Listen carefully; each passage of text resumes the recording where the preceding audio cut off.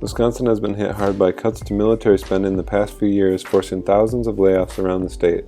Oshkosh Corporation, which makes vehicles for the military, has been hit hardest, cutting over 2,000 jobs and having a ripple effect on smaller manufacturers and businesses around the state. In 2010, Wisconsin received $8.8 billion in military contracts and only $2.3 billion in 2013. A coalition of labor, peace, and economic justice groups have come together to push for the creation of sustainable jobs that aren't reliant on the ups and downs of military spending. There was work undoubtedly created by, we think of like Oshkosh Truck and the work that was provided, when they had that large contract and provided some good union jobs. Unfortunately, those are short-lived jobs and they're not really sustainable. You would never be in a situation where we continually have to keep building more and more military platforms. Specifically their contract was mostly directed at the conflict that was over in the Middle East. So the challenge was that these jobs were created, they're no longer there. Time went on and the war began to supposedly wind down. We began to expand our attention more towards the military budget as a whole. And we've done work with the New Priorities Network in terms of reduction of the military budget.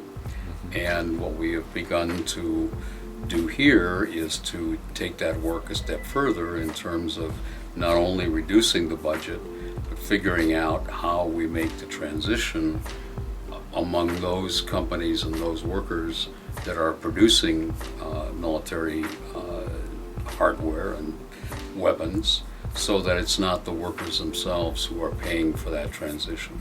Going forward, I want to see people be able to rely on a job. I want to see people being able to go in, provide for their families. When you want to go in and you show up for your job on time and you give your employer 110%, you should be able to go home knowing that you can provide for your family. That's what I want to have happen. I don't see it happening. We need to be having, with our colleagues on all sides of the aisle, we need to be having this conversation on main streets. We need to be talking about what it is that we value. What type of community do we want our children to grow up in? And if we can be creating clean energy jobs, if what we can do is honor labor contracts and bring people together at that collective table and figure out how to save those jobs so that our children continue to be able to grow up in a state where they feel valued, where they want to in turn raise their family. You have to have a very strong movement to make sure that folks are taken care of, and that we make a transition not only with those individual workers, but also to the degree that we can of transitioning the companies that they work for to be doing civilian production rather than military production. And that's key. And it's not only within the union movement. I think that's a broadly held position, and we've got to figure that out, within the broader peace movement, or else we're not going to get the kind of support that we